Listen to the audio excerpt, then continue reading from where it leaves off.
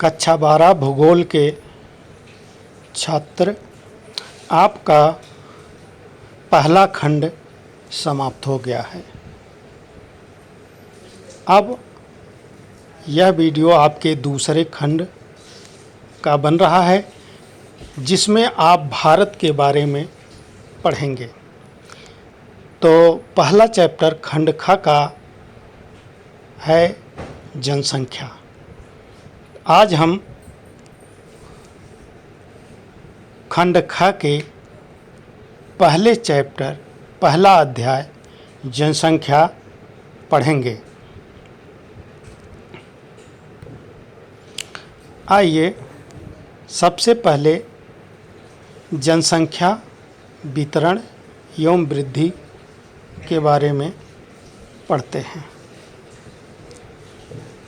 भारत में जो हमें पढ़ना है, भारत, ये खंड ख है, भारत, लोग एवं अर्थव्यवस्था, जिसमें हमें जनसंख्या पढ़ना है। जनसंख्या में जनसंख्या घनत्व एवं वृद्धि, प्रवास में प्रकार, कारण एवं परिणाम, मानव विकास, मानव बस्तियां, भू संसाधन तथा कृषि। इसके बाद जल संसाधन, इसके बाद खनिज एवं ऊर्जा संसाधन, निर्माण उद्योग, भारत के संदर्भ में नियोजन एवं सतत पोषणी विकास, परिवहन एवं संचार, अंतर्राष्ट्रीय व्यापार, भौगोलिक परिप्रेक्ष्य में चयनित कुछ मुद्दे एवं समस्या, इन सभी को पढ़ना है। हो सकता है कि इसमें से कुछ चैप्टर निकाल दिए गए हों कोविड-19 महामारी के चलते, तो उसको छोड़ दिया जाएगा, लेकिन आज अध्ययन करते हैं जनसंख्या। भारत, एक नज़र भारत की जनसंख्या पर डाल लीजिए। भारत विश्व का दूसरा बड़ा जनसंख्या वाला देश है।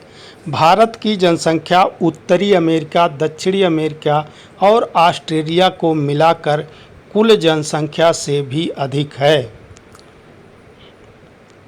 भारत में पहली जनसंख्या 1872 ईस्वी में हुई थी, किंतु यह पूर्ण जनगणना नहीं थी। भारत में पहली संपूर्ण जनगणना 1881 ईस्वी में संपन्न हुई और तभी से प्रत्येक 10 वर्ष पर जनगणना होती रहती है। सन 2011 की जनगणना के अनुसार भारत की कुल जनसंख्या 121 करोड़ है। ये गलत टाइप हुआ है, 121.01 करोड़ होना चाहिए। भारत के केवल 10 राज्य उत्तर प्रदेश, महाराष्ट्र, बिहार, पश्चिम बंगाल, आंध्र प्रदेश, तमिलनाडु, मध्य प्रदेश, राजस्थान, कर्नाटक एवं गुजरात में ही भारत की कुल जनसंख्या का 76% भाग निवास करता है। तो इन राज्यों को दिमाग में रखिएगा, ये घने बसे राज्य हैं। भारत में दिल्ली, मुंबई, कोलकाता, बेंगलोर, पुणे, अहमदाबाद, चेन्नई और जयपुर जैसे क्षेत्र नगरीय अपने औद्योगिक विकास और नगरीकरण के कारण बड़ी संख्या में ग्रामीण व छोटे शहरों की जनसंख्या को अपनी ओर आकर्षित करते रहे हैं। इसलिए इन महानगरों में जनसंख्या का उच्च सांद्रण पाया जाता है। भारत विश्व के उच्च जनसंख्या घनत्व वाले देशों में गिना जाता है। सन 2001 की जनगणना के अनुसार भारत का जनसंख्या घनत्व 324 व्यक्ति प्रति वर्ग किलोमीटर था। 2001 के अनुसार भारत में सन 2001 की जनगणना के अनुसार जनसंख्या की वार्षिक वृद्धि दर, ये 24% लिखा है, ये 2.4% है। 2011 की जनगणना के अनुसार यह दर 176% लिखा है, ये 1.76% होगा।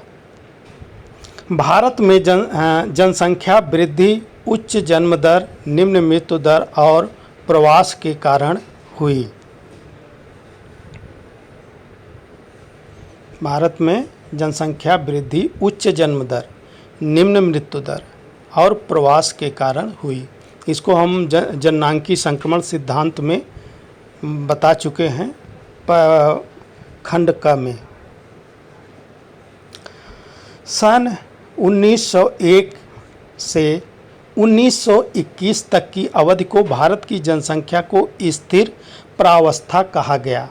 यानी इस समय स्थिर अवस्था थी, यानी जननांकी की प्रथम अवस्था, जननांकी संक्रमण की प्रथम अवस्था में जनसंख्या स्थिर रहती, क्योंकि मृत्यु दर और जन्म दर तीव्र होती है। सन 1921 से 51 सन 1921 से 1951 तक के दशकों में भारत की जनसंख्या की वृद्धि स्थिर वृद्धि की अवधि के रूप में माना जाता है। ये भी उसी प्रथम अवस्था में ही थी, जननांकी संक्रमण की प्रथम अवस्था में ही 51 तक था। सन 1951 से 81 के दशकों में जनसंख्या की अति तीव्र वृद्धि हुई, इसलिए इस अवधि को जनसंख्या विस्फोट के रूप में जाना जाता है। तो जो ये 1951 से 81 है, जनसंख्या विस्फोट के यानी जननांकी संक्रमण सिद्धांत के द्वितीय अवस्था, जिसमें जनसंख्या बहुत तेज़ी से बढ़ती है। सन 1921 में अब तक के दशकों में यद्यपि जनसंख्या की दर ऊंची बनी रही, परंतु इसमें धीरे धीरे घटने की प्रवृत्ति आई। भारत में दक्षिण भारत के राज्यों विशेषकर केरल, कर्नाटक, तमिलनाडु, आंध्र प्रदेश, उड़ीसा, पांडिचेरी और गोवा में जनसंख्या की निम्न वृद्धि दर पाई जाती है। देश के उत्तर पश्चिम, उत्तर मध्य के राज्यों में विशेषकर गुजरात, महाराष्ट्र, राजस्थान, पंजाब, हरियाणा, उत्तर प्रदेश, बिहार, उत्तराखंड, मध्य प्रदेश, छत्तीसगढ़, झारखंड में जनसंख्या वृद्धि दर उच्च पाई जाती है। भारत की जनसंख्या में किशोर जनसंख्या का मतलब 10 से 19 वर्ष के बीच के आयु वर्ग की जनसंख्या का अंश 22% है। यानी 22% जनसंख्या जो है हमारा किशोर जनसंख्या है। वर्ष 2003 में भारत सरकार द्वारा आयोजित युवा नीति युवाओं के चौमुखी विकास पर बल देती है। आर्थिक दृष्टि से भारत की जनसंख्या को 3 वर्गों में बांटा गया है, जिनके नाम मुख्य श्रमिक, सीमांत श्रमिक और अश्रमिक हैं। ये आर्थिक दृष्टि से 3 भागों में बांटा गया। एक तो मुख्य श्रमिक है, जिनको 180 दिन तक, वर्ष में 180 दिन तक काम मिलता है, तो वो मुख्य श्रमिक होते हैं। सीमांत श्रमिक उससे कम, अश्रमिक मतलब बेरोजगार होते हैं। भारत की जनसंख्या में 61% भाग अश्रमिकों का है। अब समझ लीजिए 61% भाग अश्रमिकों का है, जबकि मुख्य और सीमांत श्रमिक दोनों का प्रतिशत 39% है। अब ये जान लीजिए कि 39% लोग ही कमा रहे हैं और 61% लोग आश्रित हैं। भारत की जनसंख्या का 58.2% भाग कृषक और कृषि मजदूरों के रूप में कृषि कार्य से जुड़ा हुआ है। यानी कृषि कार्य में लगे हुई जनसंख्या हमारी कितनी है? 58.2%। जहाँ तक भारत में पुरुष और स्त्री जनसंख्या के व्यावसायिक संरचना का संबंध है, तीनों सेक्टरों में पुरुष की संख्या स्त्रियों से अधिक है। तीनों सेक्टर का मतलब प्राथमिक, द्वितीयक और तृतीयक जो सेक्टर हैं, उसमें पुरुषों की संख्या स्त्रियों से अधिक है। 2011 की जनगणना के अनुसार ग्रामीण जनसंख्या का प्रतिशत 68.83 एवं नगरीय जनसंख्या का प्रतिशत 31.17 है।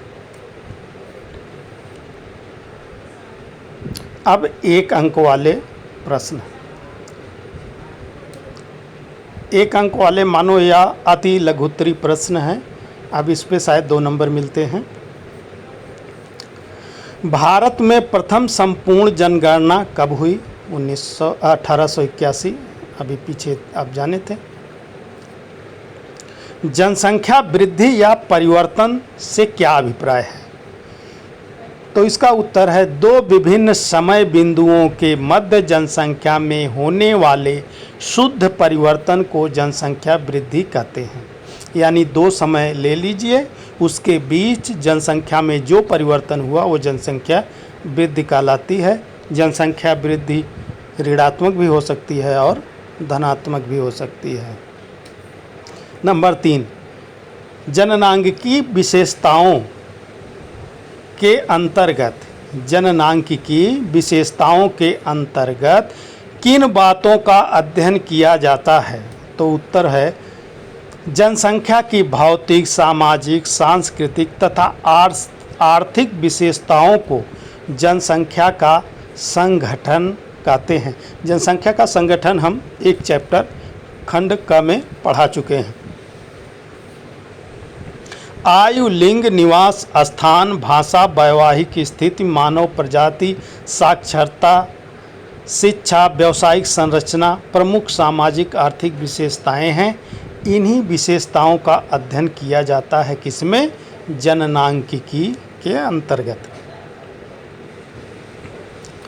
जनसंख्या की वास्तविक वृद्धि की गणना कैसे की जाती है? उत्तर देखो क्या है। जनसंख्या की वास्तविक वृद्धि बराबर जन्म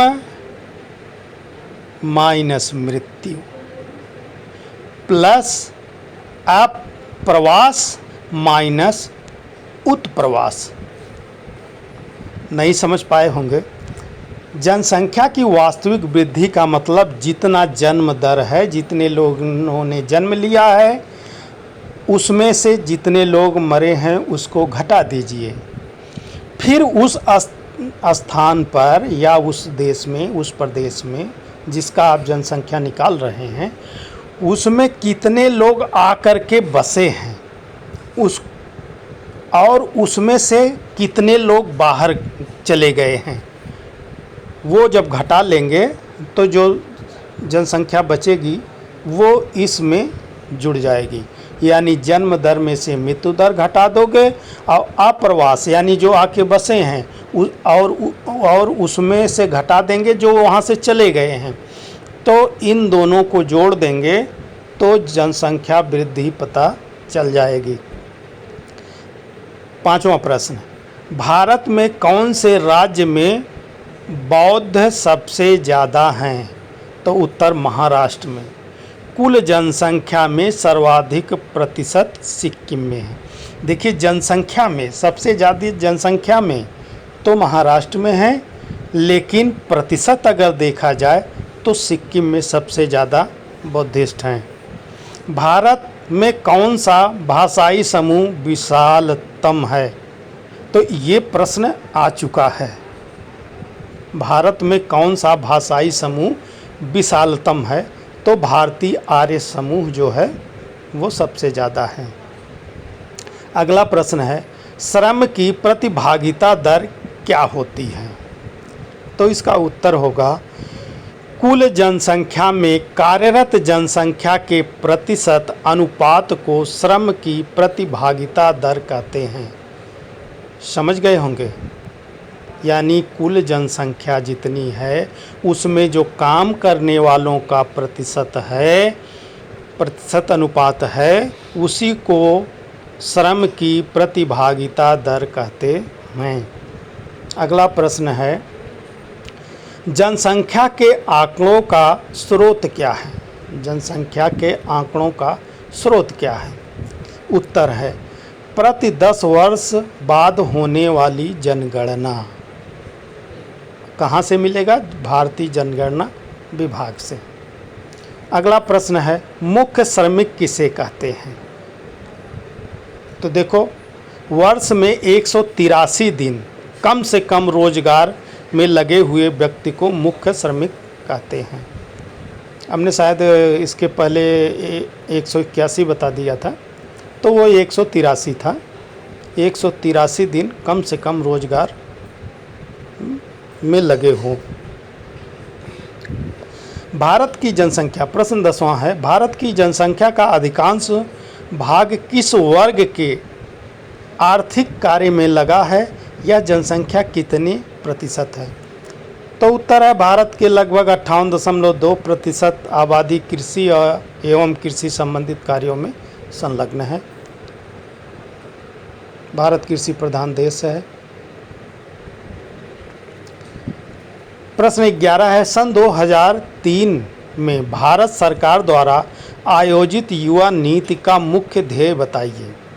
तो इसका उत्तर है भारत सरकार द्वारा प्रायोजित इस नीति का ध्येय निर्णय लेने में युवाओं की प्रभावी सहभागिता और एक सुयोग्य नेतृत्व के उत्तरदायित्व के निर्वहन के संदर्भ में सशक्त करना था। अगला 12वां प्रश्न है, 2001 की व 2011 की जनगणना के अनुसार भारत की वार्षिक वृद्धि दर क्या थी? तो उत्तर है 2001 में 2.4 थी, 2.4% थी, और 2011 में 1.64% जनसंख्या की वार्षिक वृद्धि दर रही है। 13, भारत में उत्तर पूर्वी राज्यों की भाषाएं किस भाषा परिवार से संबंधित हैं? उत्तर पूर्व, उत्तर हो जाएगा इसका, उत्तर पूर्वी राज्यों की भाषा चीनी तिब्बती भाषा परिवार से संबंधित है, क्योंकि उसकी सीमा उत्तर पूर्व से लगी हुई है। 14 है, भारत ने राष्ट्रीय युवा नीति को कब अपनाया? तो उत्तर है भारत सरकार ने वर्ष 2003 में इसे अपनाया। भारत की जनसंख्या में युवा जनसंख्या कितने प्रतिशत है? तो अभी आप पीछे देख चुके हैं, 22% है।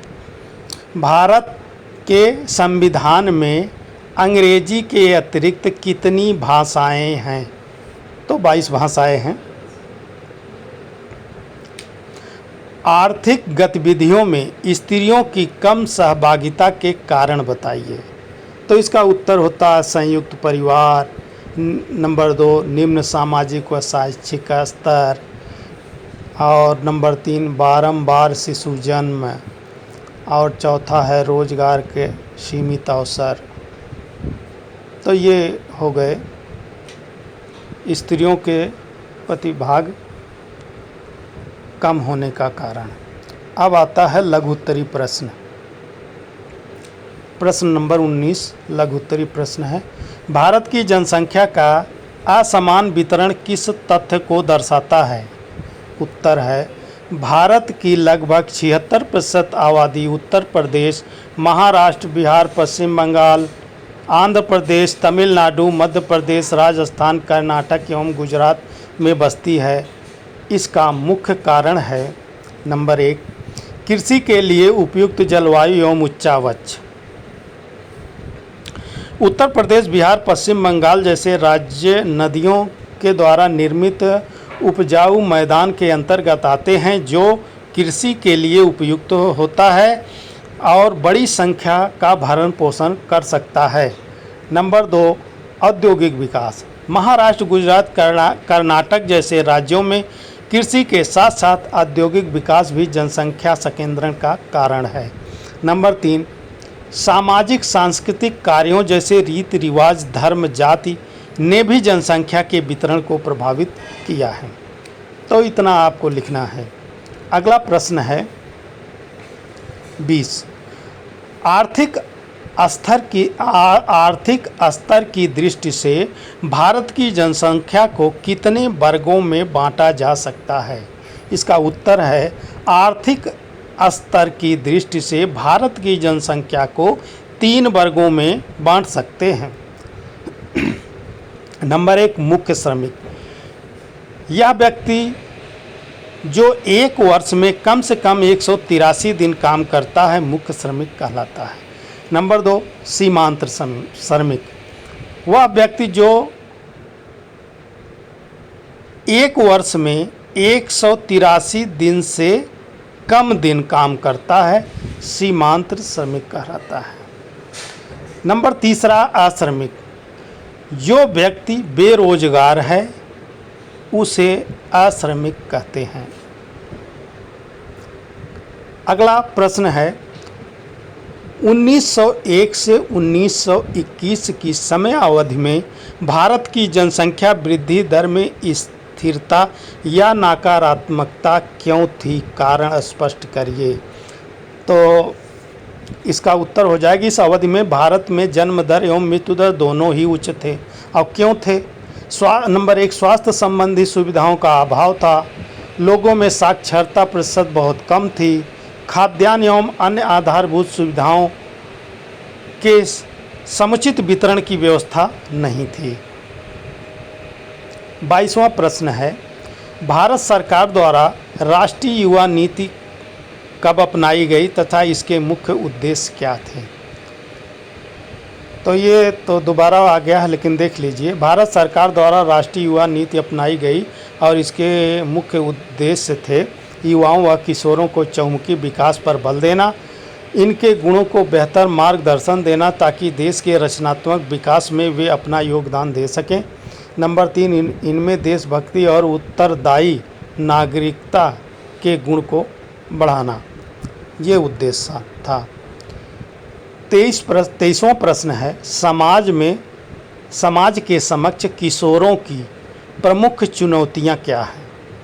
या दूसरा प्रश्न बन सकता है, यदि किशोरों को समुचित ढंग से मार्गदर्शित न किया जाए तो वे काफ़ी सुमेध भी होते हैं, स्पष्ट करो।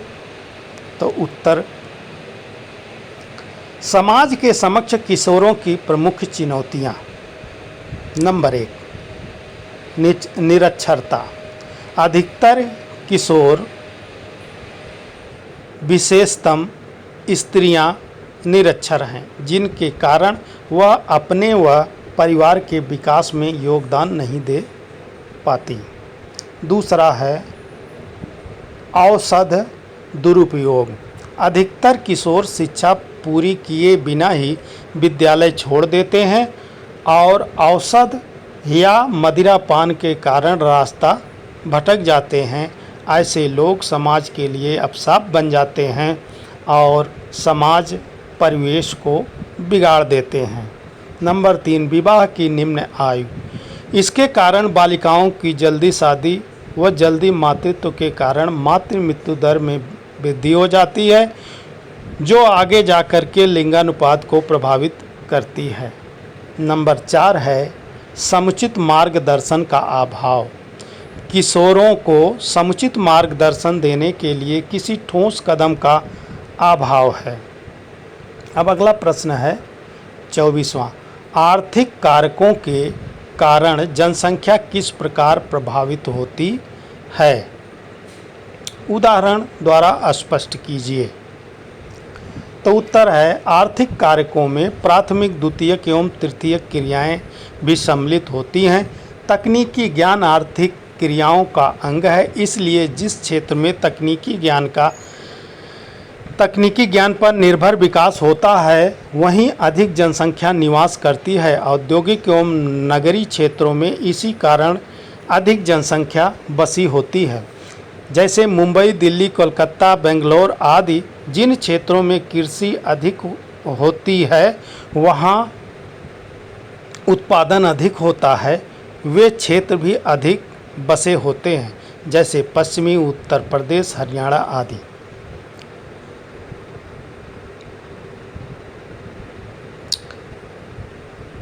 अगला प्रश्न 25वां, 1921 से 1951 के मध्य जनसंख्या वृद्धि स्थिर होने के 3 कारण स्पष्ट कीजिए।